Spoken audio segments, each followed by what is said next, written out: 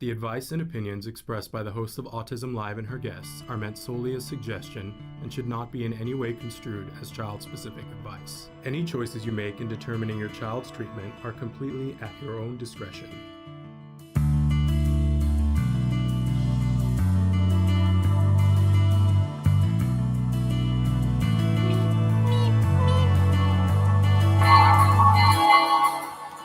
Good morning and welcome to Autism Live. I'm Shannon Penrod and Traven. I'm just telling you, for whatever reason, it's not letting me check the chat button. So if you guys are writing into the chat right now, I can't see it right now and I don't know why. It's just not. I'm clicking all over that button, Traven, and the finger is there. The little hand is there. It won't let me do it. I'm coming to you from home today. Okay, we're working on it. Oh, now I can see them. Fantastic. Good morning, Faraya. So happy to have you here. And I see that there are many more of you here. If you want to check in on the chat and say hello, you know, I love that. I love to know who's in the house. I love to know what's going on with you. That's the whole reason why we do the show live, is because it's so exciting to be able to talk to you guys live. So I'm thrilled to be here this morning. You know, this summer we're taking some time and doing a series of shows that I'm calling the parent to parent shows, because I'm not trying to hawk my book really, but I wrote this book, Autism Parent to Parent, and it's out now because I'm really not trying to hawk the book. And there it is. But I wrote it for a reason that, as much as I tell you guys, I'm not an expert, and please know, oh, Faraya, tell me what's going on, because you said horrible now. Tell us what's going on so we can be here for you, and we're sending you hugs, okay? But I wrote the book because I think it's important. The kids are at home, and do you need stuff to be able to do with them? Is that what's going on? Because, you know, we did a whole show the other day about things that you can do with your kids at home. And on somewhere we have it on the Autism Live Facebook page too, and maybe Traven, you can locate it in the back of the book. It's just an excerpt from one of the blogs that I did. It's 101 things to do with your kids when they're at home to help you to keep sane. But I think it was Monday's show, yeah, Traven, Monday, that we did. It was a whole list of things to do and strategies to do at home and to have fun with your kids, right? Because you've got less services now. So this is just an endless list of things to do on Monday. We talked about this, and it's available in the back of the book, but it's also available online that you can do. And so the show on Monday was entitled Prioritizing Fun. But there's a bunch of they're not all things where you intensively have to do something, Faraya. A lot of them are things that you can, they're VR things that you can put on, like on your phone, and stick in one of those VR things. I'm not talking about the expensive ones, just the $10 ones, and have your kids have an experience in the jungle or something like that. Or there's stuff that you can do on YouTube on your television where you can put it on and tour a museum. So you can be sitting on the couch and you can be having a moment while they're watching that. But then there are things that are more intensive that you can do with them.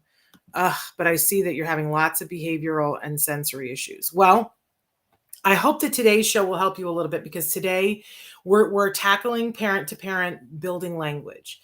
So I need to give this a little bit of a context for you guys, but let me say that we're live right now on Facebook, YouTube, Twitter, and a dozen other places. Traven's going to start to show you all the places that we're live right now and the places that you can watch the show and podcast. Remember that the podcast is available for free wherever you get your podcasts, right?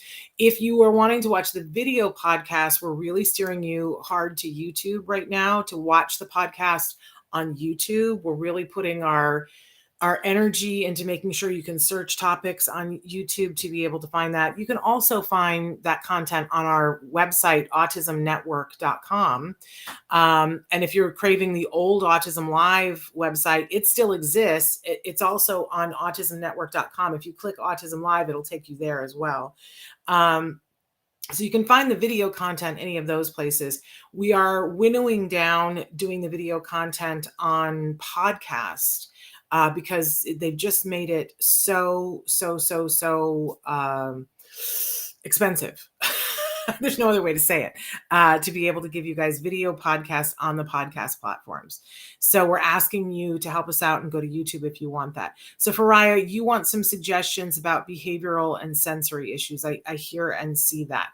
I do want to tell you that we talked, it was last Thursday's show that we talked about tantrums and meltdowns and those kinds of behaviors, and what to do to, have them stop. So I would definitely watch that show. And then I would watch Monday's show about things that you can be doing with your kiddos. But when it comes to sensory issues, boy, that's a whole other kettle of fish, right? And I want you to stop and think and ask yourself, become a detective in your house and ask yourself, what might be the whole sensory picture for your kiddo? And this is a hard question because you have to know when you ask the question, you're never going to know the full answer and you're never going to be able to see the full picture. Can I tell you guys, though, that this week has been an experience for me? In fact, Dr. Grant Pichet and I were talking about this on Wednesday or Tuesday afternoon. That I am covered right now almost head to toe in flea bites. Like if I were to pull one of my legs up on the camera, you would all start praying for me because I am covered in flea bites. And I'm at the tail end of when it's driving me completely bonkers. But it was so bad the other day that I was like, I can't exist this way. And I showed Dr. Grant Pichet my leg, and she said, "How are you even here?" I'm even itching as I'm talking to you. And I said, she said, "How are you even here? How can you even concentrate to do this show?" And I said, "Well, I'm hoping that I'm going to be able to concentrate for an hour and not be itching during the hour." But then afterwards, I had to go home.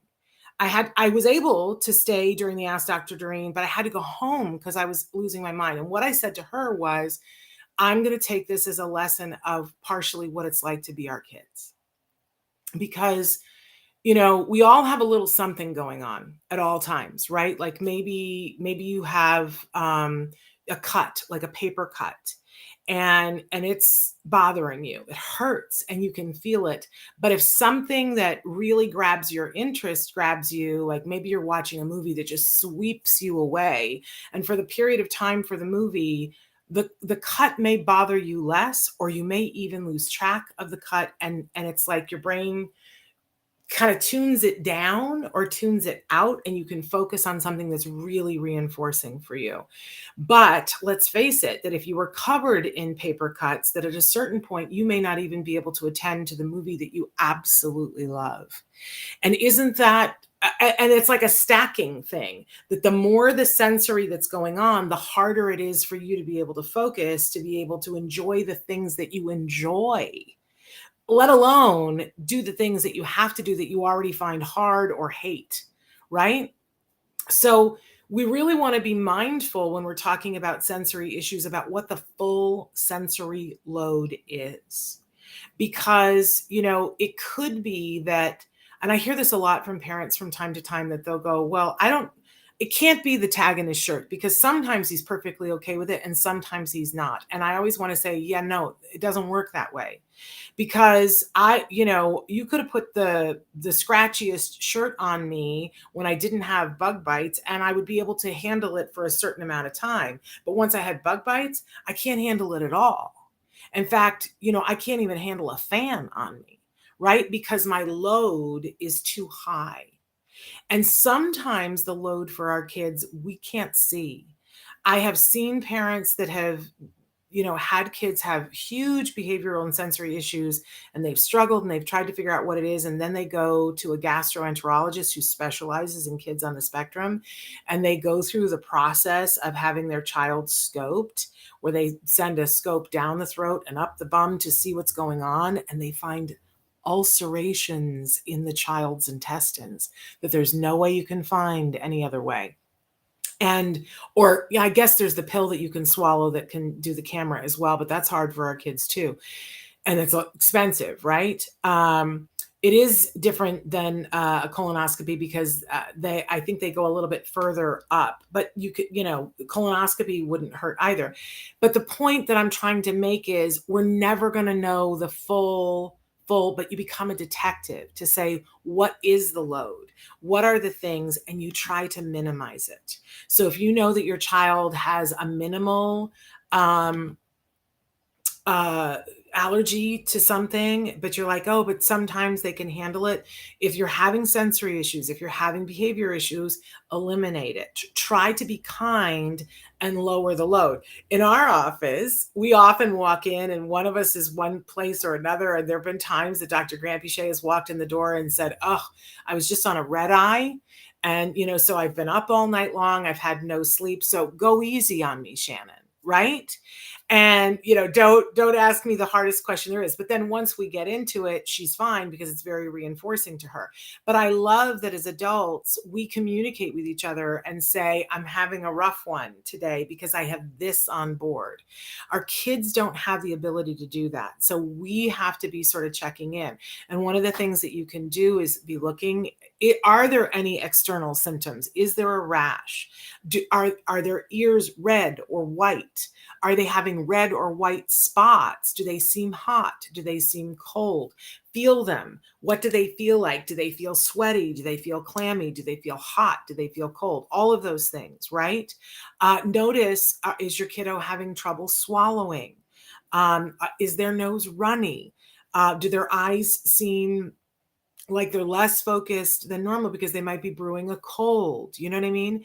Because already our kids, we know their sensory load is like here on a daily basis with things that might be internal that we can't know today what those things are. So that if there's one more thing, it just sinks the whole battleship. So I'm going to tell you that I really have had to learn and relearn this week. And I was like, oh, why is this happening to me with the flea bites? And I was like, maybe it's to be of service to our kids.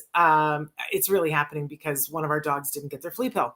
That's why it's happening. But I was like, how can I turn this into lemonade? Right. So try to figure out, and it might be that it's time to just slow everything down. What is their favorite thing to do? Are they somebody who likes cuddles and cartoons? Then it's time for cuddles and cartoons. What is their favorite thing to do? It's time to switch it back to things being reinforcing for them, but be looking for those external clues. When you wake up in the morning and you're feeling a certain way and you're like, oh, today is just a hard day. And you put on the outfit that makes you feel good, or the outfit that doesn't pinch. Right? And then there's other days where you're like, oh no, I'm going to prioritize looking good. So I'm going to put on the pair of pants that I can't breathe in. Right? But there are some days when it's a no. Our kids don't have the ability to tell us. So we have to be super, super detectives. Diana says, I really appreciate all your efforts and thank God there is someone else on this planet that confirmed what I was thinking with regards to load of sensory. Yes.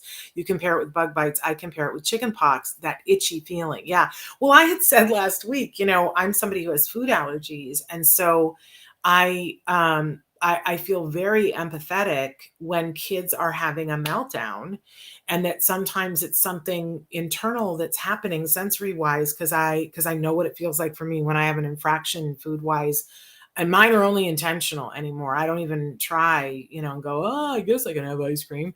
Cause I know I can't, so I feel you on this. But whenever there is something that's too much. So for the kiddo that sometimes they can handle the tag in the shirt, it's because maybe they were having a good day, but that tag was still itching them. So my thing is take control of what you can take control of. Remove the sensory things that you can. If you go to most autism centers now, they will have a sensory friendly room where the lights are dimmed, where things are soft, where there are tactile things that you can choose to play with or not play with, where there are visually stimulating things like those, what are the, they're not amoebas. What are they? Jellyfish lights that are fake jellyfish that they change color and they go up and down, or lava lamps or something like that. I encourage all of you, if you have a kid who's having sensory issues, to create a corner in their room or in some room in your house that you make sensory friendly for them. And let's remember that it's not one size fits all, that it's got to be things that really help them. Parker says the happy birthday song, especially at restaurants, still gives me sensory overload. Oh, Parker, I'm so sorry, because that happens a lot. It happened twice in the last 2 weeks. And one of those times was with a friend that I've not seen in years. Thank God her brother has Downs, so she understands that I'm working on it. Well, and Parker, that's a perfect example, because I think a lot of us, that would not occur to us, that would be a sensory thing that would, be like nails on a chalkboard to somebody. So, it can become a thing where, what can we take control of in that circumstance? And I don't know if you have done this before, but I would wonder if I was going to a restaurant with you, Parker, and I hope someday I do, I would want to be caring enough to go to the manager and say, hi, I have somebody who's with us who has a really hard time when you guys sing happy birthday. I'm not asking you to sing happy birthday. I'm just asking you to tell us before you do it, so we can excuse ourselves to the sidewalk and come right back afterwards. Like, that's not a hard thing for somebody to do. And then you can remove yourself from the thing. I would also tell you, Parker, that there would be OTs that would be on here who would be saying, let's record a bunch of people singing happy birthday, and let's give that to Parker so that Parker can have it playing so faintly that he can't hear it, and that Parker can be in control of gradually increasing it over time. And I'm talking over like a year of gradually increasing it, incrementing to the point where you can take it without it causing you any anxiety, and desensitizing to it, because that's another way to work on that. But thank you for sharing that, Parker, because I think this goes right to the core of the thing of what sensory to you is not sensory to somebody else. So thank you for sharing that. Okay, but our topic today, and I love this, and I want this interaction. I want to hear from you guys. I absolutely love it. I'm going to keep going back to the topic unless you guys write in other things, but our topic today is building language. And this is important to me, and this is a parent-to-parent talk. And as I started to say, that means that I'm not going to give you the expert how-to. I'm going to filter it through as a parent and as a former teacher. What are some of the salient points that we need to know as parents to be helpful and useful to our kids, no matter what age, no matter what ability? Andre says, Shannon, thanks for sharing all this knowledge. Sometimes I feel that my son is not actually there. His eyes make me feel that he is not. I believe it's sensory issues. I don't know. And hi, I am one. I'm so thrilled that you're here. I'm thrilled that you're here after Andre has said that, because Andre, there's a couple of things that you should know. One is that sometimes our kids have absence seizures. That is a very real thing. And I think that it would behoove you to go to a pediatric neurologist and just make sure that your child isn't having subclinical seizures. They don't look like seizures that we're most familiar with, where someone is, shaking. They're called absence seizures because it's like they check out. Now, that's a real thing, and it can be happening, and you'd want to make sure that it's not that, right? But also, there is another thing that happens with individuals on the autism spectrum, because the world is not engaging enough for them. I think that sometimes they are functioning at a level that is so amazing, and there is not enough going on. Like, we try to minimize sensory weirdness, but sometimes there's not enough sensory input in the person's life. And I've had many people on the spectrum say to me, I tune out and go to a place in my head where I have a whole world, and where I'm solving things. I can take in information around me, but I'm working out other things, whether it's creating stories. And if you talk to writers and deeply creative people, artists, they will tell you that they do the same thing. That if something is not stimulating enough to them, they start creating in their heads. And so it's not that they're really gone, it's that they're in an environment that's rich for them. Now, on the one hand, I want to say, as someone who has a creative child, I think that there's room for us to all allow, like, what if we said to Picasso, I'm sorry, you don't get to create? That would be tragic, right? I think we need to allow our kids to have a certain level of downtime for them to create. But if you find that they're constantly there, then I would say you need to enrich their environment more with things that they absolutely love. Because does he seem like he can go from being not there to there when it's his favorite thing? That's my question to you, Andre. Because if it is, then that's a signal that you got to make his world the most reinforcing thing, where he's engaged, where there's stuff that he wants to do, that he's super interested in. Nancy Allspaw Jackson tells us all the time, we show Y art on the show, and we see Wyatt painting, and Wyatt loves to paint. And when Wyatt paints, Wyatt's focused like a laser. He's focused. And when you take the paintbrushes away from Wyatt, if there's something else going on that he really likes, and there's many things that he likes, it's wonderful. But if you take all of it away, he will seek out water to splash, and he'll sit and splash water for hours because he can see the colors, and he's an artist and he's a painter. And so, for years, they tried to figure out how to make him stop splashing. But it's sort of what they've learned over the years is that Wyatt doesn't splash when Wyatt's got things that are reinforcing for him. So, okay. I want to keep up with the questions. Okay, Irene. First of all, hi to Christina Mills. Good morning to you. Irene says, my daughter is high functioning and I give my daughter 3 idioms to learn every day. You're cooking with gas. We're going to get to that. Parker says, Carrie Magro is a huge example of this, from nonverbal to PhD and public speaker. He is speaking at a conference in Alabama soon. I like his story, and the way he speaks is so eloquent. Parker, have you watched his segments on Stories from the Spectrum? The last 2 episodes, he's interviewed people, women on the spectrum. In fact, Sarah says, my twins, 3 years old, are currently in ABA, and we are following the VB map.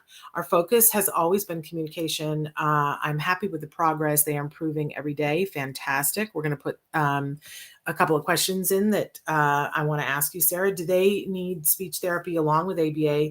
Is ABA focused on communication enough? Will speech therapy help? Am I missing something? And Laurie says, good morning. And Andre says, thank you so much. So, Sarah, it's going to depend on a bunch of different things and what the priority is right now.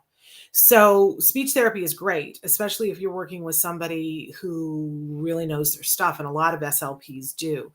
I always say, if it's a choice and you can only do one, and your child is on the early end of intervention, that I would focus on the ABA. But there comes a time and a place where the intensive things that you might need for speech, you might need an SLP. So we're going to qualify that, right? But let's jump in here to building language. So the first thing that I want to say here is that it is so important to meet the individual where they are.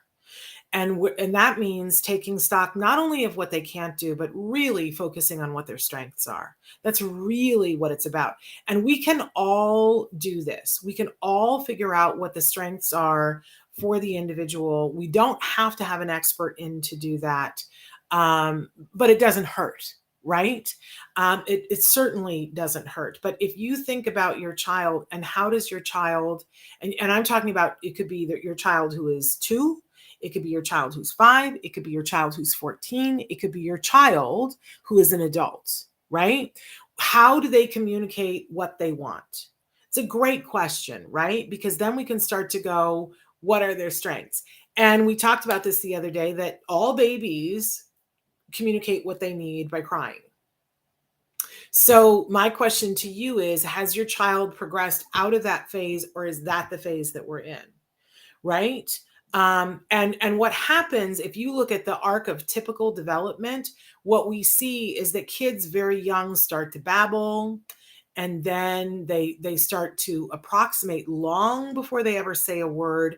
There's a really great TED talk that you can listen to, where a scientist, his wife was pregnant, and she's a scientist too. They signed up, they had their whole house fitted with cameras and with sound, and their baby was born, and they mapped the first 2 years of the child's life, every single utterance that the baby gave, so that they were able to isolate and take out every single utterance that led to the word saying water and where in the house they said it. And it's they're using it to learn how to build language, but you can listen to it because then they take it and they consolidate it down to about 14 seconds that you hear the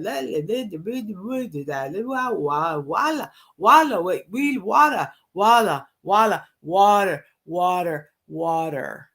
Right. And that's kind of like what it sounds like. That's how, but it's 1,000 times that of what it took for that baby typically developing to learn how to say water. So there's a lot of things going on. And what we want to do is just kind of go, where is the person that I love on the spectrum?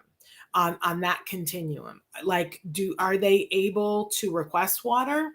And do they do that vocally? Do they do it with pointing?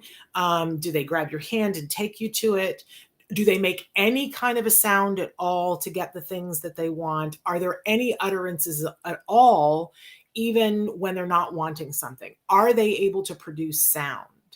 Right? And we start wherever that is then. And we work with that individual where they are, and we strengthen what is there. So if they are able to point to be able to get something, then we're going to go woohoo, and we're going to celebrate that. I know as a parent that it feels like, well, no, that's not going to work. I want them to be able to go to college, right? And they're not going to be able to point to everything to get but we start where we are. And for each and every one of you, you're going to start in a different place. So I just want to reiterate that we start where we are and we build on the strengths. Don't panic as much about what the deficits are, because if the parent of the 2-year-old had, and it's, it's this mystifying thing that language develops, and it seems like this amazing miracle to me that it happens in any kids, right? But we took it for granted for years until we had kids with autism, right? Isn't that the truth? And now we panic. But if that parent whose child went from the water had panicked on day one, I don't know that they would get to the water, right? So I'm going to ask you, don't panic. Don't panic. We're going to get to communication one way or the other. I don't think that there's been a single person on the spectrum that they've said, oh, we just can't get to communication. So we're going to get to communication. I can't promise you what it's going to look like in the end, but we can always strengthen it and get it more and more and more. So let's get focused on that. And when you start to feel the emotion of, I don't know if it's going to happen, you got to talk to yourself and not go shut up, but say, okay, I feel that you feel that. I know why you're feeling that. This is scary, but that feeling is okay. You're going to be okay. Your kiddo is going to be okay. Let's focus on what we can do, right? Don't just poo-poo it and shove it away. Talk to it, talk it down. You know what I'm saying? Okay. So, I also want to encourage you, if you can, the thing with speech is that there is help and support. And we know this, that so many years ago, the statistic was something like 85% of people on the autism spectrum will never get verbal language. They'll never be able to communicate their needs. That was the statistic, that it was by far the majority of them.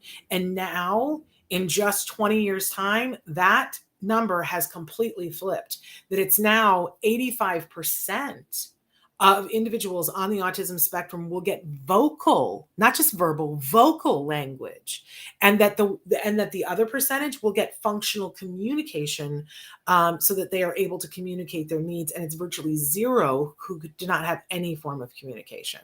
So what we know from that is that there is stuff that works, that speech and language pathologists do work, that ABA professionals do work. There's a whole bunch of help. So I really want to encourage you to sign up to get some sort of help and to get as much as you can handle, right? As much help as you can handle, because it's just going to help you on this path. Don't be afraid to work with the professionals, but also don't leave it entirely to them.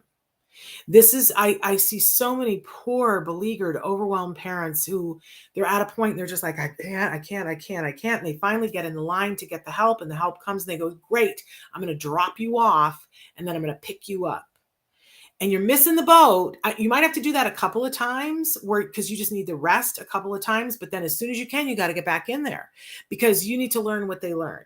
What we know is with language, it takes hours and tons of practice. So be on the team, get the professionals working, but be on the team. But then I want to talk one more asterisk here. Functional communication has to be your priority always.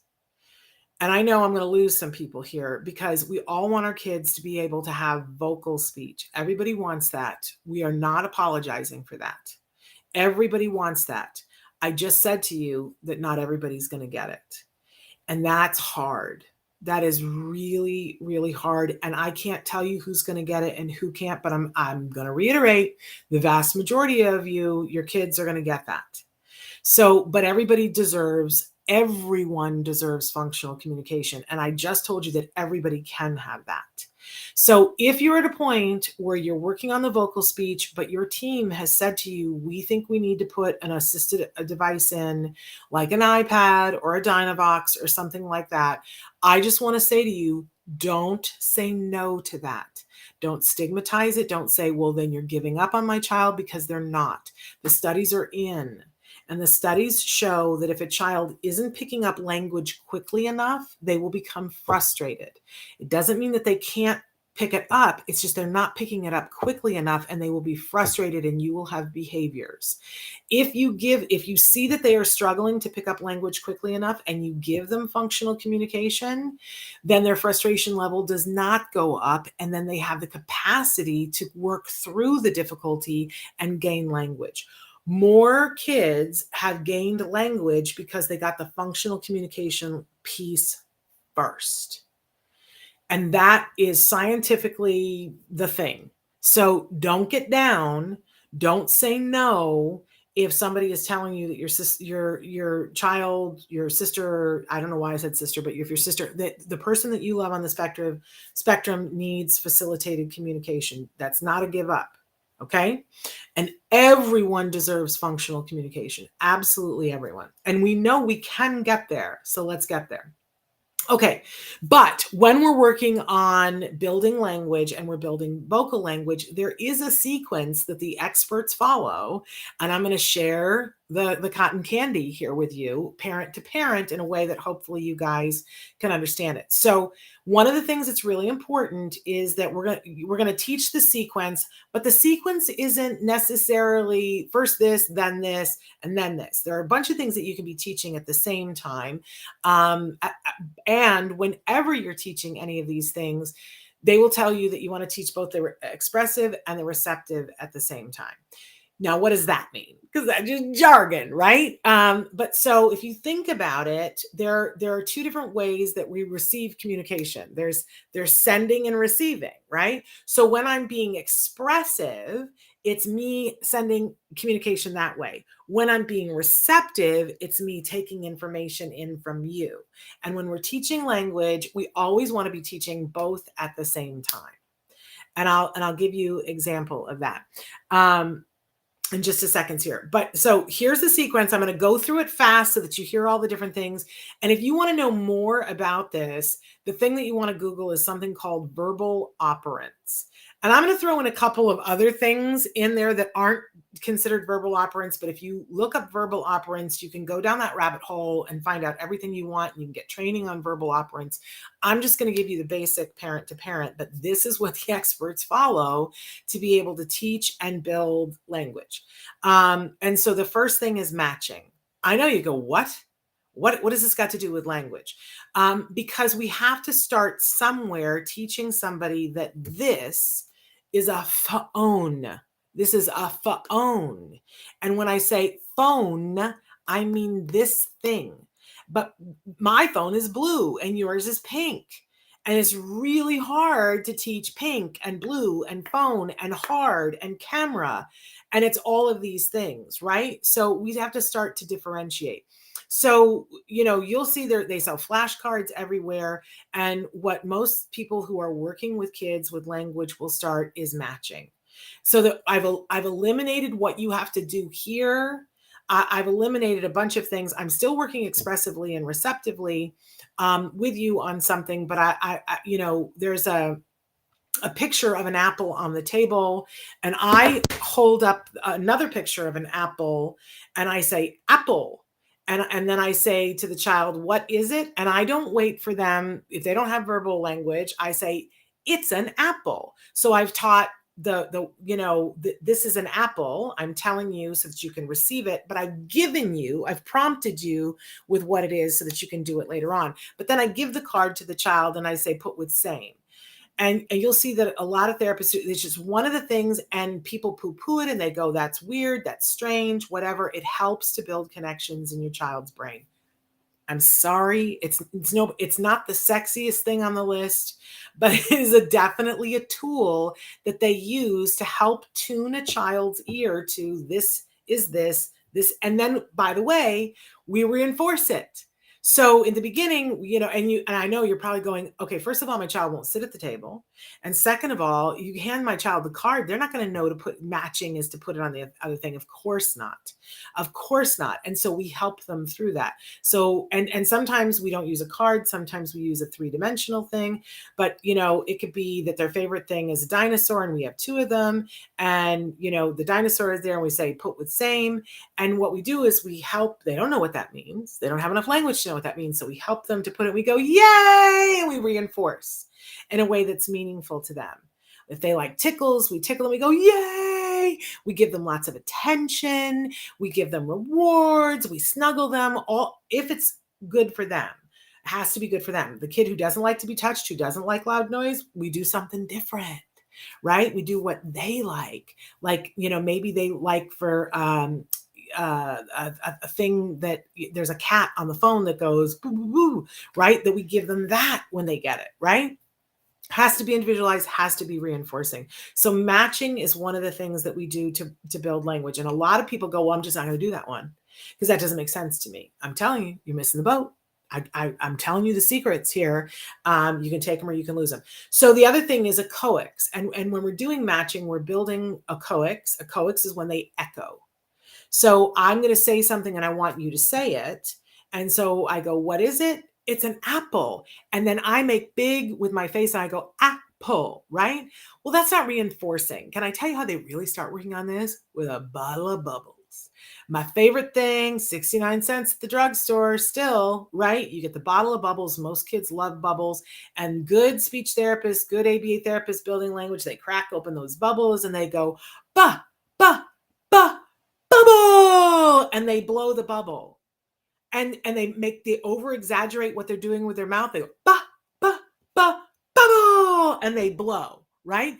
And the kid loves the bubbles.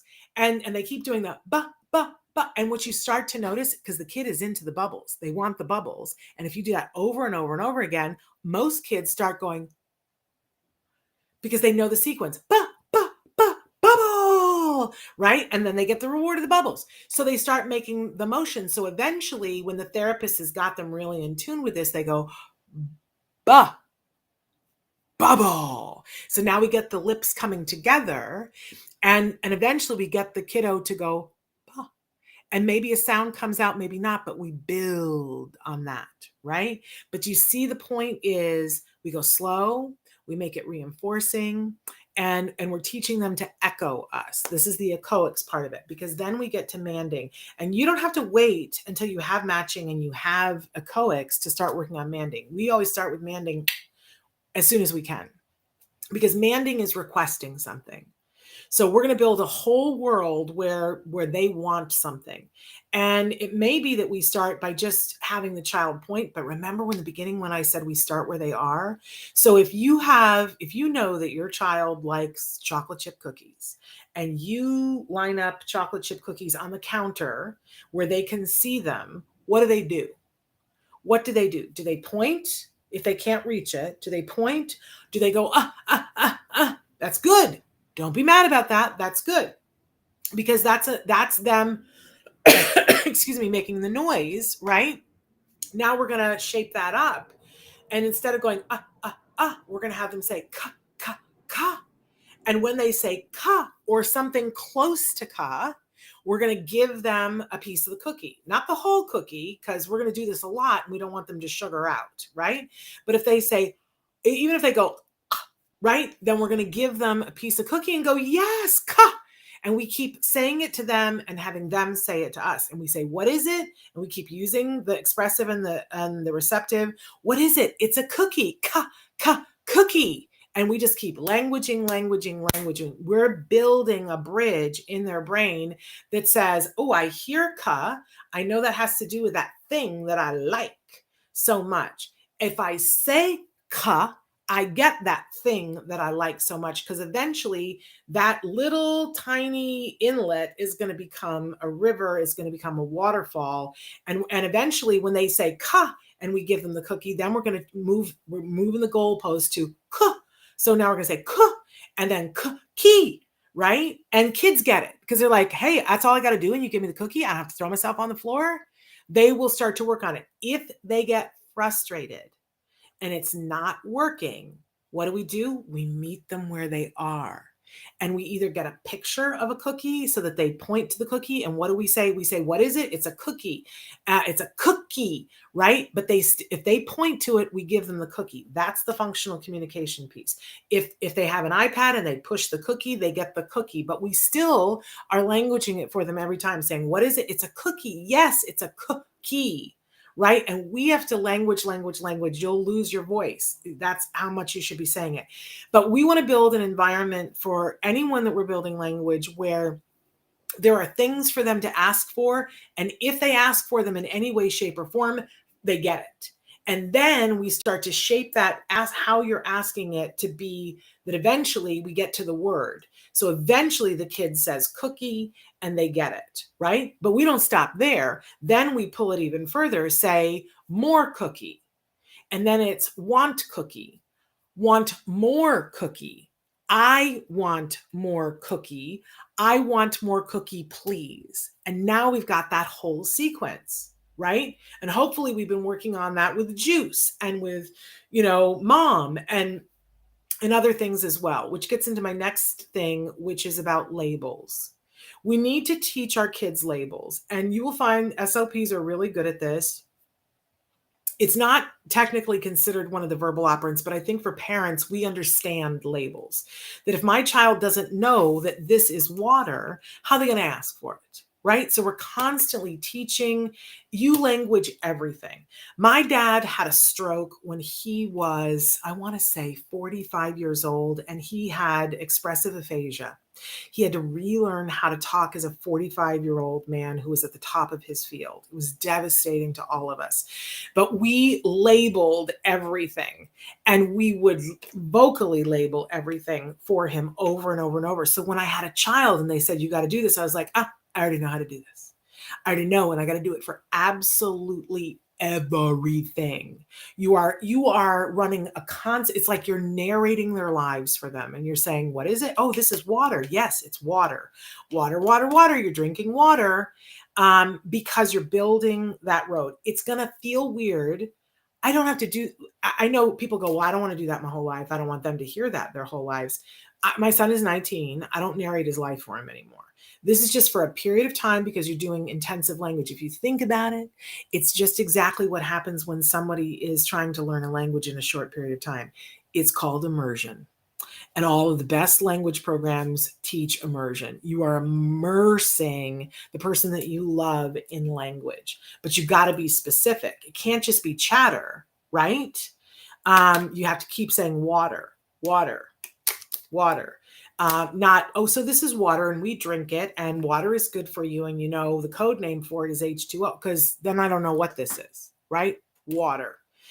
We keep saying water. Okay. So we get labels and then we want to get categories around labels, right? But the next thing that we want to get to, one of the verbal operants that we want to get to is Tacts, because this is the point where I feel like a lot of times parents don't know about what comes after labeling. And you might be with a speech and language pathologist. They could even be good, but your child has a half an hour a week. And so they've worked on labels and they've worked on diction with your child. And they're like, that's all I can do in a half an hour a week, right? Or you're with an ABA provider and you're like, well, we've gotten rid of the challenging behavior and my child can say, I want cookie, please. So I guess we're done. But then you guys write into the show and you say to me, but what did we miss? How did we miss conversation? Because you stopped here.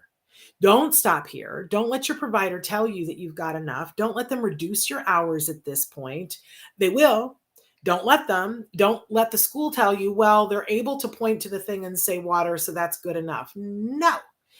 Tell them that the next thing that you want to work on is tacting, T-A-C-T, tact. So tacts are when your child already knows some labels and they start to, without prompting, identify something in the environment for the purposes of communicating to you. So the example that I always give is when my son was still in my belly, we went someplace and my belly was big, and we came up over the hill and there was this carnival with all these balloons and stuff. And I said to my husband, I said, you know, like in a year and a half from now, we're going to come up over this hill and this carnival is going to be here. And somebody in the back seat is going to go balloons, right? Except he didn't, because he didn't have this piece. And when we have little kids that, and we all do this, we all tact, that we'll go, oh, look, you know, they have hot fudge sundaes here. Or, oh, look, you know, oh, it's a dog. And we attend to it. And what we're doing is we're labeling something in the environment for the purpose of communication. This is big because it starts that 3-point of communication.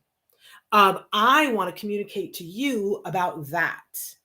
So I see this all the time at Disneyland with little kids, and I marvel at it because we just didn't have this piece, that joint attention piece, where, you know, you look and you see Mickey Mouse and you look at your child looks at you and sees wonderment on your face, and they look at Mickey Mouse and you look together and you're like, it's Mickey Mouse, right?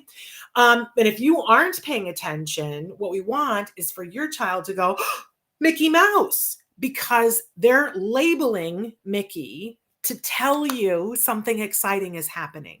Now, this is hard to teach because it has to happen organically.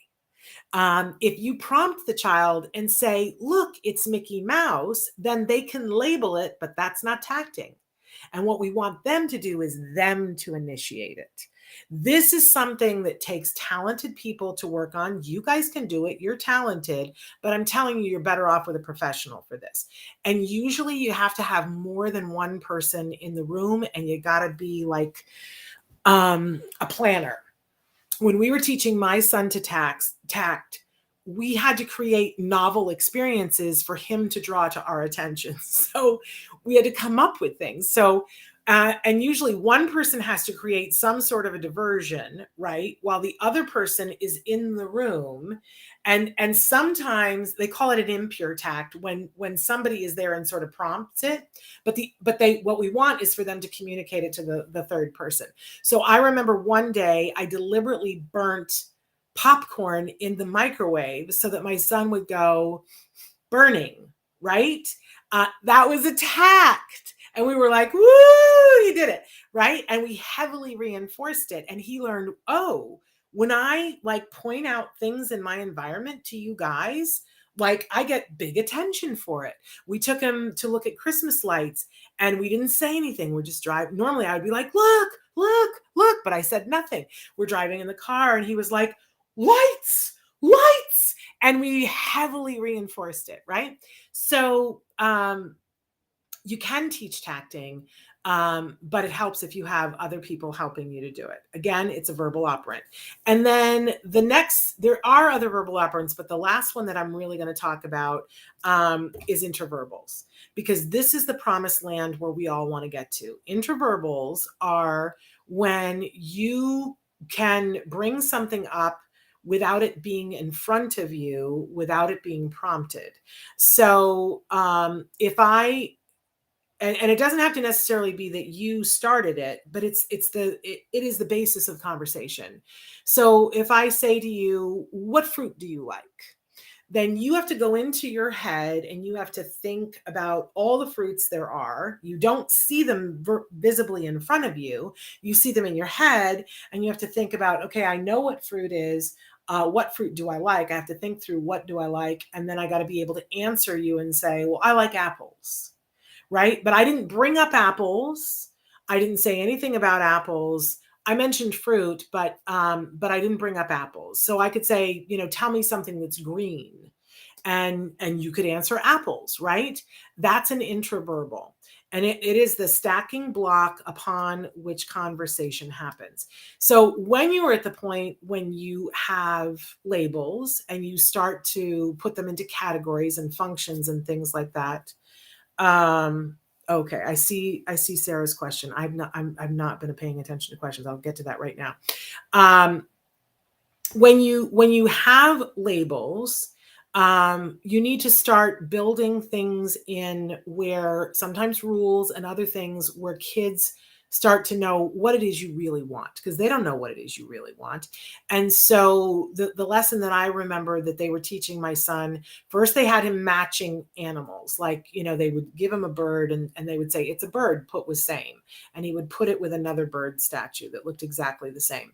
Right. And they would go, yes, it's a bird. What is it? And then eventually my son would go, it's a b, right? And then it's a b, it's a bird, right? And heavily reinforced, right? So now he knows it's a bird. I can match it. He's labeling it. He can request the bird. We had to get a bird that was super cool that had the sticker on it that he wanted. So he would say, I want the bird, right? So we're building this whole thing, but then we teach him, a bird is an animal. We teach him the characteristics. A bird has wings. A bird can fly. And then we show him the bird and say, what else does a bird have? And, and eventually he could say on his own, a bird has feet, and he would know all these things, that birds have eyes. And then they worked on cars, and what's the difference between a bird and a car? It's a lot, you guys. It's hours upon hours upon hours. But then eventually he knows enough things that then you can start a conversation with him and say, tell me 3 things about a bird. And, and he can list off the 3 things about a bird. It feels so mechanical in the beginning, but I watched my mother watch my son go through this whole phase where by the end of a week, it was painstaking and it took a week, but by the end of the week, my son could have a conversation with my mother about a bird. And in the beginning, it's this very sort of rote kind of thing, but then it becomes his own. If you think about it, for those of us who are shy, pick me. I know it doesn't seem like it, but I'm painfully shy. When I used to go to parties, I would have to think to myself, okay, what are 3 topics that I can talk about at a party with if I'm talking to somebody and I don't know what to say, right? Those weren't really mine, and I would think it through, but then eventually those things became things that now I can talk to anybody. Okay, so Sarah says, I have a difficult time understanding how speech therapy is going to help. We're working on manding, tacting, and interverbals. Yay. Isn't it going to get confusing if speech therapy says something different than ABA? Who shall I follow? Well, if they're all working on speech, they shouldn't be working against each other. It's just that the speech and language pathologist is going to go in and they're going to work on it from a slightly different tact. That they're going to work on the idioms that the other parent was talking about, which is great, because eventually, if you have good ABA, they would work on that as well too. But they might not prioritize in terms of time, right? Where speech therapists will. Speech therapists will also be working on the oral motor and will be able to, and sometimes you have a really good ABA person who can see this too, but I got to be honest, a lot of them haven't been trained in different areas, like if their tongue isn't quite making the sound right, and so they're not being understood when they say certain sounds, a speech and language pathologist is going to be able to look at them and go, okay, we have low muscle tone in the tongue. Here are the exercises that we're going to do every time, and they're going to teach the kiddo how to do them and teach you how to do them with the kiddo. Again, good ABA professional can do that, but what I find is that the vast majority of them may not know these things, right? Whereas a speech and language pathologist will. So, and they're going to be able to diagnose it faster with speech and language pathologists. And also, depending on whether, I know, Sarah, that I think you're in Dubai, right? Depending on what worked for us was we did intensive ABA, and then we had speech and language pathologist at the school. And very quickly, once my son had caught up he still is working on a couple of sounds, that he has to catch up on still at 19 because it wasn't there when he was younger, right? But what they needed for him to work on was social language. So we built it into his school schedule that it was twice a week. He had lunch bunch where he would go to lunch with other kids, some of them who also had speech issues and some that did not, and they would play a game. But the speech path was there with a couple of interns. And when they would get into a problem where somebody misunderstood something language wise, or somebody said something that was idiomatic language, that they weren't understanding it, that they could catch the social thing in the moment and make suggestions. Brilliant to be able to work on that. So there's a lot that a speech path can do depending on what the issues are for the kiddo. But if you find that, and for me, first of all, if you find that your child is having trouble pronouncing anything or making sounds or oral motor, add the speech and language pathology, but have them do it during a period of time when they're not missing out on something else. And I really wanted them to be working on social time during lunch anyway and building friends. So it only made sense to pair that with language for me. But it's so different for everyone that I want to caution you, and it might be different for your two kids, even though they're twins, they might be vastly different. Okay, I'm just checking to see. Oh, there's so many comments. I so apologize, you guys. Okay, so I am one. I hate meeting new people because they notice something off, like going to a job interview. People can tell I'm different and I get treated poorly and looked at like an animal in the zoo, and I'm tired of it. And I am one. I've heard you say that before, and I know you're going to get to a promised land where you're going to meet some people who really enjoy you. I hope you watched yesterday's show with Adriana Garza when she talked about the fact that people stare at her son, and that there are people on this planet that their sensory issue is that they don't know what to do with how they feel about when something is different. They become anxious when they don't fully understand something, and we all need to realize that's their problem. So if somebody is staring, you know who I love? Katy Perry, because Katy Perry always says, "Let your freak flag fly." And I understand that not everybody is going to love and appreciate that, but that's just a sign for you that those aren't your people. We're your people. We love you. Christina says, my son gets tired after working on his handwriting. He has to concentrate hard, makes him tired. My son loves to draw the solar system. Well, that's a great way to work on that hand stuff because it's hard. Do you know how many muscles it takes and having to sit up to write, and how much energy your brain has to go down your arm? And there's the lifting up of the pencil and putting the pencil down. They've done great research on the fact that it's super hard for our kids. But you do have the ability to work on those muscles outside of handwriting. So have him draw that solar system. It will only build his hand muscles. Have him, I thought I saw pictures of you taking him horseback riding. Am I wrong? Horseback riding is great for working on the core muscles that help you to be able to sit up properly, to be able to do the pencil. And I got to say, everybody's going to hate me, but playing video games helps with the hand-eye coordination to be able to write. But he's old enough now, Christina, if he hasn't already, get him started on a keyboard. Get him started on a keyboard. Don't give up on the writing, but get him started on the keyboard, typing what it is that he wants. Okay. Sarah says they have great memory, numbers, letters, read really well, tacting very strong, manding moderate. That is fascinating to me because usually manding would be more than tacting. Intraverbal moderate, BB map on level 3, full level 2.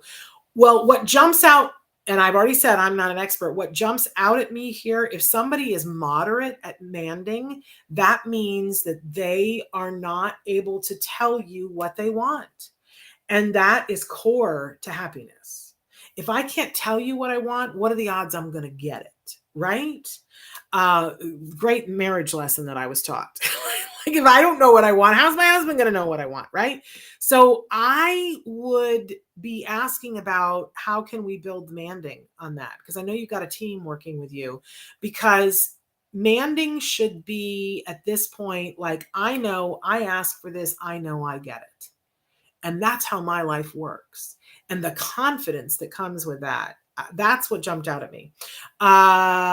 Christina says he's making sounds when he doesn't have words. That's great. We're trying to get him to use the AAC when he can't get his words out. Fantastic. Christina, I'm going to ask you a question. I don't know if I've ever asked you before, but have you tried the methyl B12 shots? Because sometimes for some of our kids, when the words are there, when we've given them the base and the words are there and they cannot get them out, sometimes, not always, methyl B12 shots clear the methylation cycle and unstop whatever that thing is. Please don't ask me to explain how or why, but I know that helped my son. You can't just, it's not just B12 shots. Please, everybody hear me when I say it's methyl B12 shots that must be prescribed by a doctor. And really the only people, it has to come from a compounding pharmacy. The only doctors that prescribe that are MedMaps doctors, and that's medmaps.org. You can go on TACA now, TACA now.org, and put in methyl B12 shots to read more about that. But that does, and that did for my son, break down a bunch of barriers to speech. Just putting it out there. Christopher says, I have a few questions that are somewhat related to this subject matter, but also slightly off topic. Do you have an email address or other way that I can ask these questions without distracting from the topic at hand? Of course. Shannon at autism-live.com. Happy to take questions. Always. Love that. Love that. Yeah, I hear what you're saying, Christina. So some of that, I don't, has he been evaluated for apraxia? Sometimes that inability to get it from the brain to the muscle is sometimes apraxia, and then they can go at it a different way. But I also want you to look into the methyl B12. Kathy says, got my parent-to-parent handbook. Thank you. I know it will help the mom I got it for. Yay. And Christina, I saw that you got yours. Parker says, don't forget other ways of communication like PECs and iPads. Yes.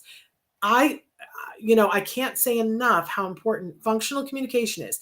That could be text. It could be a picture exchange system where they give you a picture, they rip it off their book and they give it to you and you give it to them.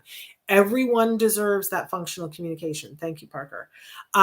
Kathy says some states cover the purchase of communication devices. Absolutely. And more insurances cover it now too. Okay, I have a difficult time understanding how. We did answer that. Hopefully, Sarah, did that make sense? Okay, I love that you guys started talking to each other too, because I wasn't attending to the thing. My daughter is in college now. When she was in elementary school and junior high, I put in my daughter's IEP for the teachers to write in the journal, and my daughter learned so that I could reinforce at home. So, yes. So having a journal where the teachers write in what the kids are working on and how it's going, I think that's what you're saying, Irene. So important. And that you set up a system at school where you can reinforce for them both by following through on things, but also giving them rewards for things that they did well at school. When my son was in kindergarten, we had mommy money and daddy dollars. And I made play money. I got Monopoly money and put pictures of us on it and copied them and cut them out. And I sent them to school. And if he, did all the things on his sticker and got a certain number of stickers for the day, then he got either a mommy money or a daddy dollar. And when he had 40 of them, we would go to Disneyland. And he kept a count on that. And he worked hard to get his mommy money or his daddy dollar. And it was our way of saying to the school, we're working with you. He's doing what he's supposed, we agreed on what he was supposed to be doing at school. He did it. And then he got his reward. And at that period of time, he had to get 40 of them because we were teaching the number 40. And we wanted it to not be easy because Disneyland is hard. And he could withstand that amount of stuff. Earlier, there had been things where if you do this, then you get this when you come home, But I think he was in 5th grade when we did away with the reward thing at school every day and switched it to grades.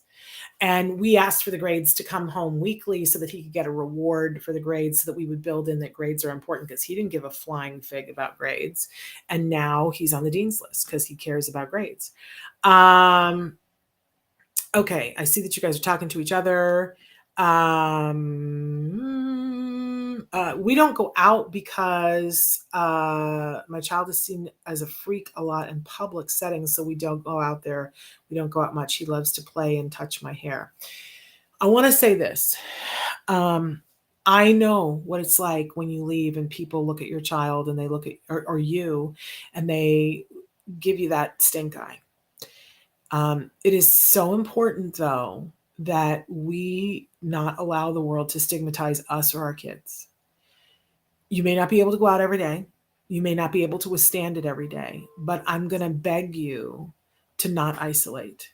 I'm going to beg you to go to places, go to find an autism event to go to, look and see what's close to you. And I know that you're a little bit far out from a lot of things, but you got to find your tribe. You got to find a place where you can go and you can just be yourself and your child can be themselves without fear of judgment. And then when you feel stronger because you have that base, then I want you to foray out into the world and don't feel obligated to educate people. Just be, and that will educate people. And when you can, when you feel stronger, then you'll get to a point where you and your child will go, excuse me, you're rude, right? But you don't have to do that today. And for those of us who our kids are doing better, believe me, when I see that kind of thing happen, I call it right out, right? But you're not weird. Your child is not weird. You're human beings. And, so he loves to play with your hair. And if that makes someone uncomfortable, the question I always want to say to people is when they're like, well, you need to make your child stop doing that, which is clearly not hurting them. I do sometimes say, and I always want to say to them, what is it about that that's making you uncomfortable? Because that's what's really going on, right? They're uncomfortable, and people don't like to be uncomfortable. And you know what? Sometimes it's good for people to be uncomfortable. So that's all I want to say about that. Somebody wrote in, and Joe said, what do you think about stem cell therapy? I don't know what I think about stem cell therapy. I am so very, very, very on the fence about the whole thing. So that's what I think about stem cell therapy. He's going to do keyboarding next year. Fantastic. ABA therapy and helping kids with level 3 ASD diagnosis to improve and be a typical kid. Okay. Joe, I'm sending you a hug. Here's the thing. I want to say to you that it's very typical at the beginning of the race, when you find out that your child has been diagnosed with autism, that you immediately want what you thought you had, which is for your kid to be typical. And it's totally okay to feel that way in the beginning. But I think that what you'll find after you've been around for a while is that no one is typical. There is no such thing as normal. That's a setting on the dryer. And what we really want, we were taught that that's what we want. We want our kids to be normal. We want them to be typical. No. That isn't really what we want. If we pared it all down, what we want is for our child to be happy. What we want is for our child to be able to communicate their needs. What we want is for our child to be able to have friends and to have a happy existence and work a job and to be able to move through their life, right? That's what we want for them. And I think it's important as early as possible to shift to that. Your kid is okay. Your kid is perfectly okay the way they are. They have a different way of communicating. They have a different way of looking at the world. Now, that doesn't mean we're not going to teach them, right? But we don't need to change who they are, but we need to give them skills to be able to communicate with their world. But that doesn't have to change them. That's if I was, if I decided to go live in China, I need to learn enough of the Chinese language so that I can get my needs met, right? It doesn't mean that I'm going to change who I am. It doesn't mean that I might along the way learn things that change my mind about some things, but I don't change who I am. I grow because I learn things, and I need to learn the language. And I can't just go to China. People in the United States do this. I don't mean to make fun of us, but I really shouldn't go to China and sit there and be like, well, I just expect them to understand me, right? And it needs to go both ways, right? So we need to learn, individuals who are on the spectrum, and we need to help them to learn how to communicate with us. We don't need to change them, and we don't need to make them typical. We don't need to make them normal. It doesn't, it doesn't, we don't need to change who they are. Now, we can take, and there have been many documented cases of kids who are level 3 ASD that are taught skills, and over a period of time, they're taught so many skills that they no longer qualify for a disorder. That doesn't mean that their brain isn't different and function different, but they no longer qualify for a disorder. I think that's worth talking about. And we like to talk about that. If you are having challenges, then let's work on the challenges. If you are not able to communicate your needs, let's work on how can you communicate your needs. But I don't think the goal, for me anyway, and for a lot of parents, is to make our kids typical. I know kids that are typical that I would not want to be my child. Can I be honest? That, my son is 19 and in college now. And yes, I'm lucky and I have survivor's guilt, but my kid wasn't talking. My kid was hitting his head on the kitchen floor. And I was told that I should not hold out for a whole lot, that my kid was never going to be able to go to a typical classroom. We worked, oh, there went my light again. We worked our tuchuses off. He worked swinging. Can you see it? If it's not something, it's something else, right? Because we're live. I get excited. But we were told to give up hope, and we didn't. We worked really hard to give him skills and to have him apply those skills in the way that he saw fit. But can I tell you, my son's brain is totally different from mine. But he does not have a disorder or a disability anymore. He did. He absolutely did. It's documented. We have video. I have multiple psychologists who said that he had a disorder and that he was disabled. He is no longer disabled. But I would not classify him as being typical or whatever normal, might have meant. But I look at him as a 19-year-old and who he is. And, knock on every, I have other friends who have 19-year-olds who, the things that they're interested in are drugs and alcohol and that kind of stuff. And that is not my kid. I wouldn't trade him and the way his brain works for anything. His brain works better than mine. I don't mean to get in the soapbox, but that's where I'm coming from. Hopefully that sings to you in a way. Christina wants to know, how can I get the shot? You need to be working with a MedMaps doctor. So medmaps.com or medmaps.org. It's a methyl B. And I will tell you that where we got ours, the compounding, because there's only a couple of compounding pharmacies in the United States that will make them. Hopewell Pharmacy in Texas is where we got ours. They ship them to you, and then it's a whole thing, but you have to follow doctor's orders. It is a prescription only, and you can't get it from a typical pediatrician. Sarah went on to say they can tell what they want, places or things that are or absent, but not complex ones like I want to go swimming with X person, or I want to sit in the front of the car. But if I recall, Sarah, are they 4 yet? Because I think, that's amazing that they're still leave room for the fact that there's going to continue to be growth. This is not a sprint, it's a marathon, and you're kicking it, girl. You're doing everything that you should be doing to make it happen. You're on the path. Don't let up. But I think if they turned 4, they might have just turned 4, right? My son didn't really start to put everything together until he was 6, 7, Nicole says, my son primarily communicates by scripting, but uses the scripting at the appropriate times to get what he wants. Any suggestions? That's a phase, Nicole. That's good. Like, celebrate that. The only thing we don't want to do is get stalled and get stuck there. Right. And so Dr. Grampiche always talks about the scripting and says, great. If there's a point in the movie where, the Tin Man says this and he uses it at the appropriate time in conversation, then she recommends that you teach them to be able to say, well, the Tin Man says this before, so that they give some context about why they're saying that. If you can't get them to do that, if that's not at the place where they're at, then you language it for them and you say, well, yes, that's what the Tin Man says when this happens. And you keep languaging that so that they get that, oh, well, that's a relevant part of the conversation. Because to them, it's funny when you think about it. So they're moving through their world and they're carrying with them all this stuff. And I do think that their brains can carry more than ours can, right? And they're carrying all this stuff with them.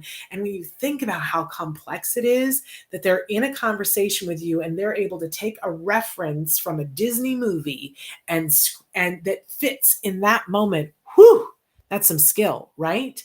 It doesn't register with them that you don't have the ability to do that. Isn't that fascinating?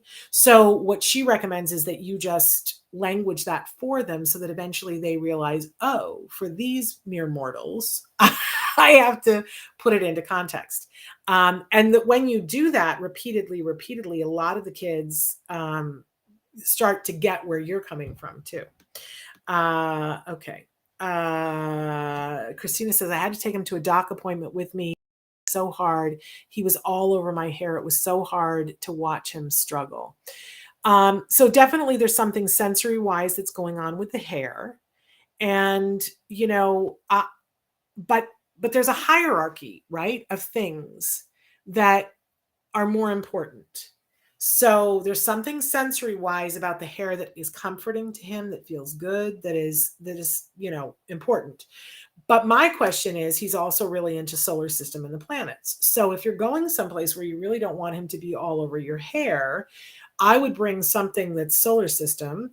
And at a certain point, when you need for him to attend, that's when you go ponytail, baseball hat, here's your solar system thing.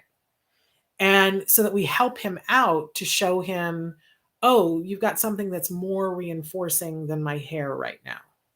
What do you think of that, Christina? Write back and tell me. Nicole says our 9-year-old and 5-year-old, both autistic, also even notices their brother does not talk the way that they do. Of course. And they will start to notice at those ages, and they will start to go, I don't understand.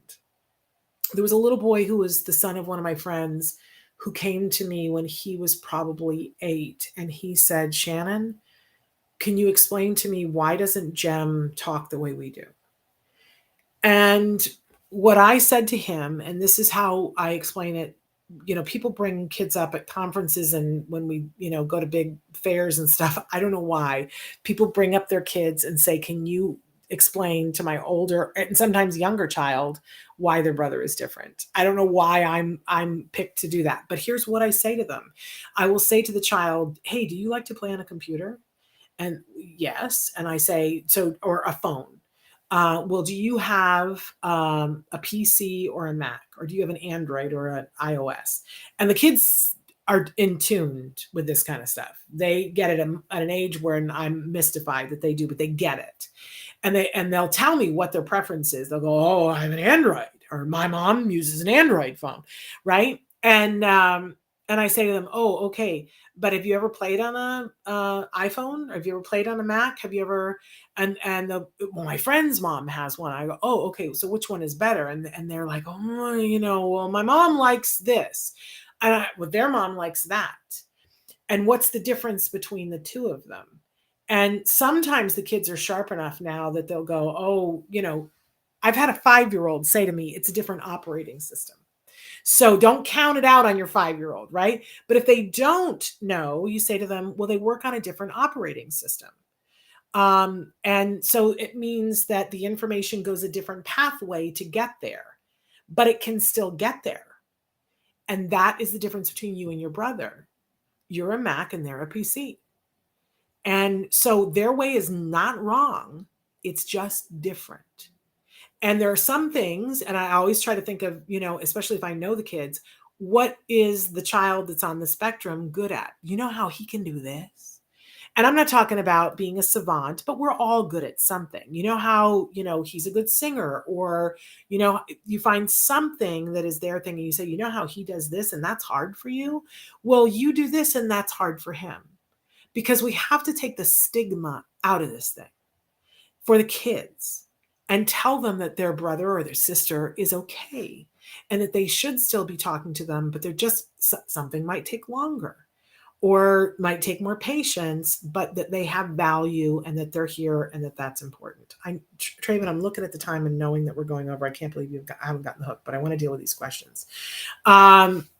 Christina says, we're finding places he fits in. We go bowling, small family, quiet place. Yes. Make sure that you go and don't stop doing that. Irene says, my daughter used to hate shopping. I continue to take her shopping so she could adjust slowly to be able to shop today as an adult. She loves shopping. I love that story, Irene. And we need to hear more of those stories so people can hear, because you remember when your daughter was little and you felt like we're never going to be able to go shopping. And we're never, how are we ever going to be able to go shopping together? And that's a rite of passage for moms and their daughters, right? She used to hate eating in restaurants and I kept taking her. Today, she loves eating in restaurants, building slowly, getting them used to it. Amen, Irene, my sister. Joe says, thank you so much for this encouragement. Joe, you found a home here, so please come back. So Sarah, they're 3 years old. So I'm going to lovingly say to you that we are related, because I remember when my son was 3 and we would have, something would happen and he would be able to do something that he couldn't do before. And everyone would be like, this is great. It's one. And I'd be going, but he can't do algebra yet. And I wouldn't be saying algebra. I would say, but he's not asking questions yet, or he's not doing this yet. And I constantly wanted to know, are we on the path? Are we in the window? Are we doing what we're supposed to be doing? And, there's a certain amount of that makes you the parent that succeeds, right? So I'm not asking you to give that up. I'm just asking you to lovingly acknowledge that that's who you are and that you are of service to these 2 amazing kids, because you are that on it mom. But I also want to feed into there that you celebrate the victories. You celebrate each and every victory, because one of the things that comes with autism is this whole, how I said language is just this miraculous thing that, there are some kids that just pop out and 2 years later they talk, and nobody's on the news going, that's miraculous, except those of us who had kids that didn't, right? And here's the thing, though, about that double-edged sword is that the opposite side of that is that we get, if we will choose to take it, the privilege to celebrate all of the miracles. And I'm going to tell you, there is more fruit there than any place else. Celebrate, celebrate, celebrate. We used to do the dance party in our house where for a minute after all the therapists were gone for the day, just to shake it all off, we would put music on and we would celebrate and dance for 1 minute. And I remember that more than anything else. It was a way for us to bond and to celebrate, because this is hard work they're doing. It's hard work you're doing. So celebrate, celebrate, celebrate. I want to encourage you, keep pushing, keep asking, but just know that some of what you're hoping for them to be able to do at 3, you're going to get there. If you keep doing what you're doing, you're going to get there.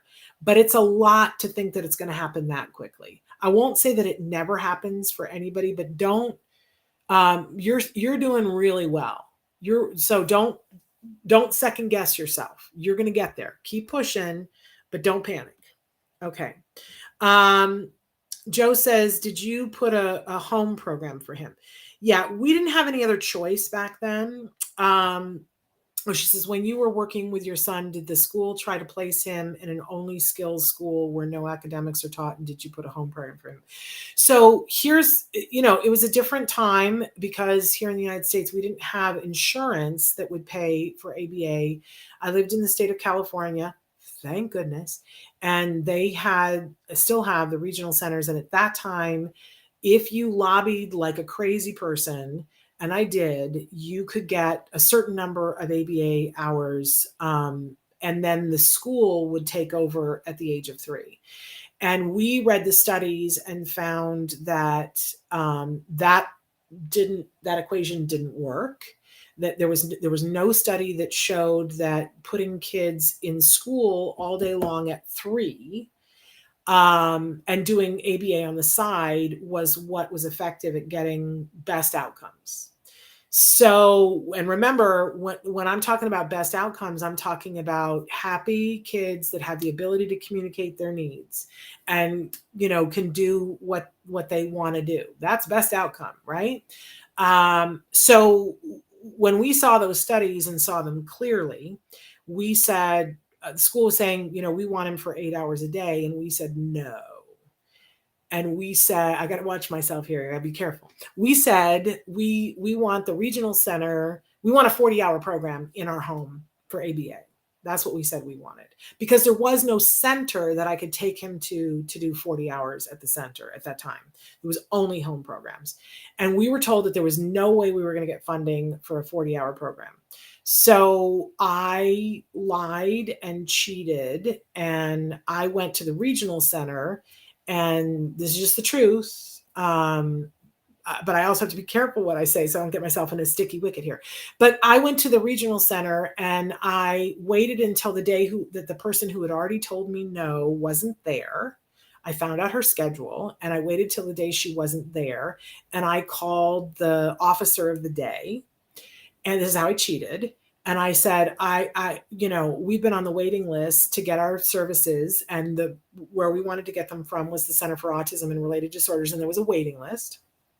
And so I went to the regional center and I said, Card just told, this is a lie. I said, Card just told me they had an opening for a 30-hour kid. Because regional center was telling me they would give me 20 hours, and that wasn't going to get us there.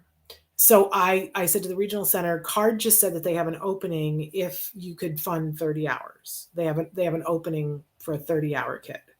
Lie. And I said, but I have to be able to tell them today. Is there any way that you could get me funding for 30 hours? I will make use of that 30 hours. I will use it. And because it was the officer of the day, and I was like, and my person wasn't there, and she was like, yes, I'll give you. And I said, I need it in writing.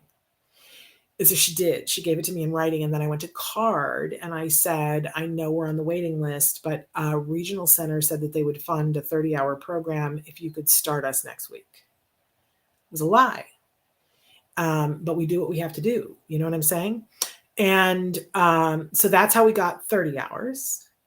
And because I made it urgent, I'm not telling you to do that. I don't think it would work anymore because people know that I've done this and I think they've shored up the ship. But I'm asking you not to hurt anyone, but sometimes you gotta advocate your took-us off for your kid, right? But so then what I then did was I went to the school and said, we're not going to come to your stinky program. And I think I said it exactly like that too. And I said, I want you to fund the rest of our program. And he's going to stay home, and I want you to fund the rest of the program. So here's the thing. They sued me, and we had to go to mediation, and I'm not allowed to say what the result of the mediation was. But so then my kid was doing a 40-hour program. And it took me probably 8 months to get to that. But then I had to work with my ABA provider, again, who was Card. But you have to do this with any ABA provider because they never had enough therapists. Even well before COVID, they never had enough therapists. And so I had to keep pushing them and saying, hey, how hard did I fight for a 40-hour program? Don't you tell me you don't have a therapist. And I was such a squeaky wheel and drove them so crazy that I thought they couldn't wait to get rid of me when my son finally finished therapy. And when my son finished therapy, they hired me to come in and work with them. So I'm just saying, that's what we did. You have to find your way, and I want to support you in finding your way. But what I see over and over and over again is that now with insurance, what happens is that there are two different stories. That people get their diagnosis, and sometimes that takes forever. That's a whole other episode, right? But people get a diagnosis, and some of them automatically, with good insurance, they'll just say, oh, and we're giving you 40 hours for this first 6 months. No questions asked. There are people who are just being given 40 hours, and the parents are saying no. Or the parents say yes, and the ABA provider says, we don't have the therapist to do it. And so they don't get the 40-hour program. The other scenario is that they go in and the insurance says, oh, well, your kid is 7, so we're going to give you 20 hours. And the parents go, oh, okay. Whereas if the parents dug in their heels then and said, no, I think I'm going to need 40. So write me the prescription for 40 and don't leave the office until you get the prescription for 40. I always say to parents, it's in my book, get the prescription for 40. It is what is medically advisable, and your insurance will roll over if you push.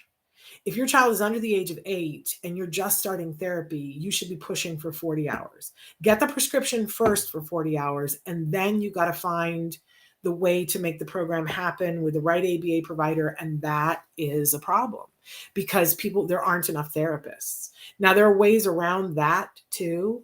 But one of the biggest ways around it is you got to say to your ABA provider, and I did say to CARD, I was like, I'm as serious as a heart attack. I want a 40-hour program. And I didn't let up.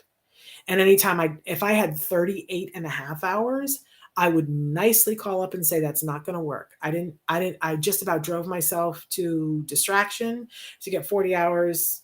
I find somebody to do it. And you know what I would do whenever I would go through the drive-through at some place and I saw somebody who was a real energetic kind of person, that kind of person, they were like, hey, do you want cinnamon crispers with that? And I'd go, hey, are you good with kids? Are you this good with kids? Here's a card, call these people, get hired there. And then they would get hired. You got to be a part of the solution, but 40 hours was our thing. And I worked hard to get us to it or as close to it as much as I could. It is impossible for everybody. And then you got to, but you know what? Before, when there wasn't insurance, it wasn't possible either. People still found the way. They got sororities in their neighborhood and they trained them how to do it. Because sororities and fraternities have to do a project. They got the people in the Lions Club. People got the people in their church to do it. I don't know all the ways, but I know when parents decide to find a way, they teach me the ways. That's what we did. Okay. Wait. I'm way behind on these comments, and we're just going to stay. I can't. The thing is stuck though. And they just turned 3, Sarah. Oh, Sarah, you are doing so good. Hello, Dark Angel. We script 2. I know that the script is, and I bend it to be functional. It's cool, but my husband doesn't understand us. LOL. Get your husband on board. Have him talk to other dads. You know what podcast I'm really recommending right now is the Autism Dadvocate. Have him listen to some other dads. Download it for him to listen to it in his car to and from work, because I'll tell you something, the men feel this, I think, as intensely or more intensely, and they don't have the groups that women have to be able to be free with their feelings. And a lot of times the men just shrivel. Don't let him. Pull him in, love on him, and ask him to join you in this. Yeah. And Dark Angel says, my son goes after other kids' hair too. Hair is very reinforcing. If you have to let them grow their own hair out, we know people who have kids that have, the mullet, and there's one piece of hair for them to be able to do that to self-soothe if you have to. But we build in rules about we don't touch other people's hair. And that, you can touch mom's hair, but you have to ask first, right? But we can't just rip it away from them. Give them something else that fulfills that need. You know what a lot of kids love are those silkies. They're little blankets and they just feel soft. And I know it's like, well, my kid is in 8th grade. That's not very functional. You know what? Sometimes you gotta take care of business first. Give them a silky, see if that'll take care of it, or a different kind of a fidget. But there's hair is soft and it moves. Some kids like those mermaid pillows, but a lot of the kids love the silkies. And some of the silkies, if you push a button, they vibrate and even light up. So try it. Big hugs to everyone. Thank you, Christina. Thank you, Dark Angel. Is it true that if they don't talk by 5 years old, they never will? Absolutely not. We have many adults that we know that didn't start talking until much later. There's a young woman that she didn't start talking until she was 19. And Emily Grodin, that she and her mom wrote the book, I've Been Buried Under Years of Dust. Emily didn't start having functional communication really until she was like 27. And now, she's written a book and she writes beautiful things and she's going to college. So yeah, no. Don't let anybody tell you, oh, everybody talks about the window. Boy, that jacked me up for years. You know what you can tell them they can do with the window? Step off. And there are other words, but I'm too concerned about. Anyway, okay, so I think Andre's got a question. Shannon, what if I couldn't afford a supervisor and your only resource was yourself and the curriculum? That's what I did. I don't advise people to do this, but that's what I could do. Okay, so which curriculum are you using? Are you using skills? Are you using the VB map? What are you doing? Because there are things. There's a great case of Maddie. We used to show a short video about Maddie.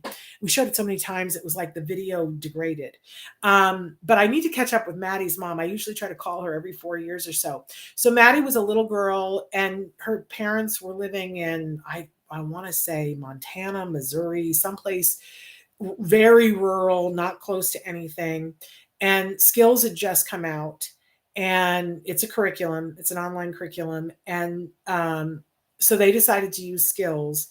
And they took Skills and they trained all of the people in their church how to do it. They didn't have a supervisor. Mom became the supervisor. Mom spent a lot of hours learning things. And Maddie no longer qualifies for an autism diagnosis. And didn't very quickly. I think it was within 3 years that Maddie no longer. Now, her doctor, and again, I haven't talked to her mom in several years, but her doctor classified her as autism in remission, as if it maybe is the disability portion of the autism is going to come back. I don't understand that, but that's how they coded it for insurance purposes. Because she gained so many skills from doing Skills and they didn't have a supervisor. So here's the thing, Andre, I know for a fact it can be done, but you're absolutely right. It's hard and I wouldn't advise it. And they had their whole church on board to be therapists and their whole church learned how to work with Maddie.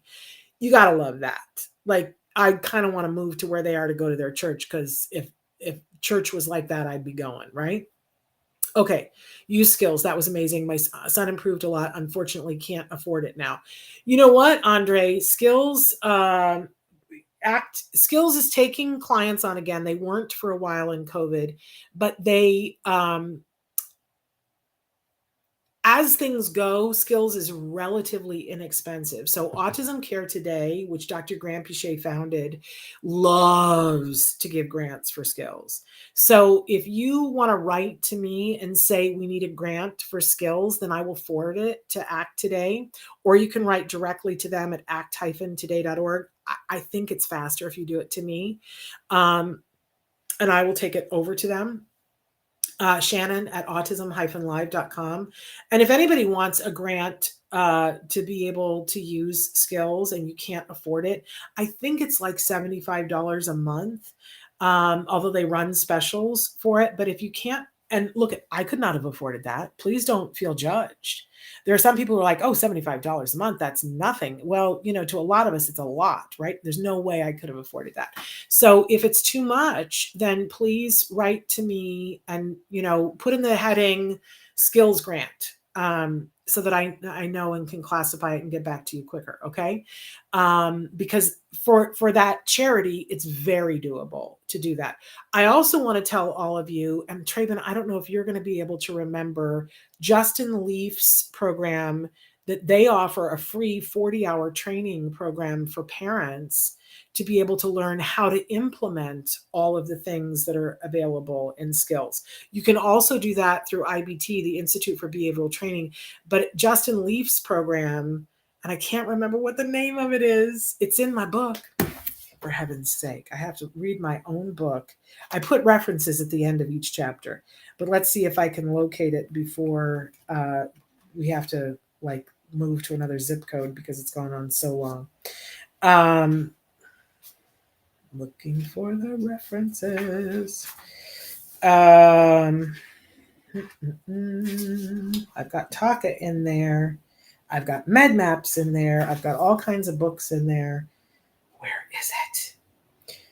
I have Welcome to Holland, all kinds of things. I know it's in here somewhere. If it's not in the back, then it's definitely in. If I left it out, I would be remiss. It's in here somewhere. We'll find it. Did you find it, Traven? Autism Partnership Foundation. Okay, let's pop it up there for everybody to see, Traven. So it's autismpartnershipfoundation.org/free-RBT/training. So if you want to learn how to do all the things that we've talked about today and you want to do it free, reach out to them. And they will give you a free 40-hour training to be able to learn those things. Tell them that Autism Live sent you. Okay. So you guys, you're all amazing. We stayed on 40 minutes longer than I planned to. But it's going to be a 3-day weekend. This weekend, tomorrow, we're going to be showing you stories from the spectrum. And then all weekend long, we're going to be playing a marathon of our stories from the spectrum episodes. Because can I say this? I am so excited about this program and I really want to get everybody on board and be loving on it, because what I want to do is build that program and be able to hire more people on the autism spectrum. I don't know if you guys realize, but that entire program is created by, and the vision for all of it is all people who are neurodiverse and in that neurodiverse community. And they all got paid. They didn't get paid a lot, but they all got paid. And I just want to grow that. I want to be able to full-time employ people on the spectrum telling their stories, being artists, making videos, helping them, mentoring them to be able to do that more.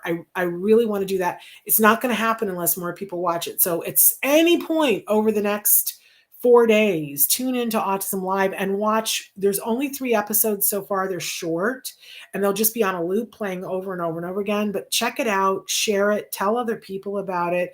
I guarantee you that if you watch all of it, something will change your mind.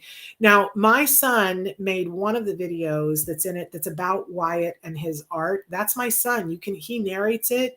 The assignment for him was go make a video about Wyatt's art. And that's all I said to him. He shot it all. He edited it all. He narrated it. He put all the additional clips in that he found for himself. So if you want to get to know my son better, go watch that and learn about Wyatt's art, because I think it's a wonderful look at 2 different views. They're both neurodiverse. So take a look at all of that. Andre says, thanks a lot, Shannon. The problem is I live in Brazil and converting dollars to our currency makes it some money for most of us. Thank you. But here's the thing. If you apply for a grant from ACT in Brazil, they'll just pay for the skills for you. You won't have to convert anything. So please apply for a grant. And Nicholas, hello. So thrilled that you're here. Okay, you guys, I'm losing my voice because it's happening. But I appreciate you all. Please check out Stories from the Spectrum so that and love on it so that more people will find out about it, because we really want to grow that. And please feel free to write me, Shannon, at autism-live.com if there's something that I didn't answer. If heaven forbid, if I missed a question in the crawl, I apologize. But I love and appreciate all of you and want to help all of you to get to the place where you need to get, and the place of love for the people that you love on the spectrum, to help them to get to things that are important. Nicholas, we're just finishing the show, but I'm loving on you because Nicholas says I have autism and ADHD, but I'm on the spectrum. And Nicholas, you need to know that there are a group of people here who've been watching, and we identify as either there are some people who have identified that they are also on the spectrum somewhere, or there are a whole group of us who love people on the spectrum. And we want to be allies to help you and other people like you to get to things that are important to you. So I'm glad that you're here, and I hope you'll check out some of our other videos. And I hope you'll watch Stories from the Spectrum this weekend, because that's all only voices of people on the spectrum. So anyway, I got to go, but love, love, love. I hope everybody has a happy 4th of July. If you're here in the United States, please stay safe. Please limit how much sensory you subject the people that you love on the spectrum to, because I love me some fireworks. But, you know, sometimes it's really hard for folks on the spectrum. Not everybody. Some of them absolutely love it, and some of it's a sensory nightmare. So do what you can, lessen the load. Be kind to yourself and to the people that you love that are on the spectrum. Okay. I will see you back here on Tuesday for a live Ask Dr. Doreen. She's going to be coming to us from a remote island. We won't disclose where, but we'll be thrilled to have her live. That's our next live show on Tuesday. Until then, give your kiddos a hug from me and one for you too. Bye-bye for now. Mwah.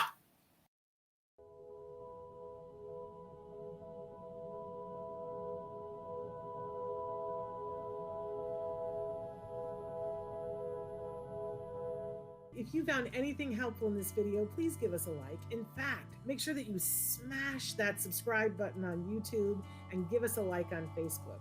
You can also follow us on Twitter and on Instagram for important updates. And please download our free podcast wherever you get your podcasts. Thank you so much. See you next time.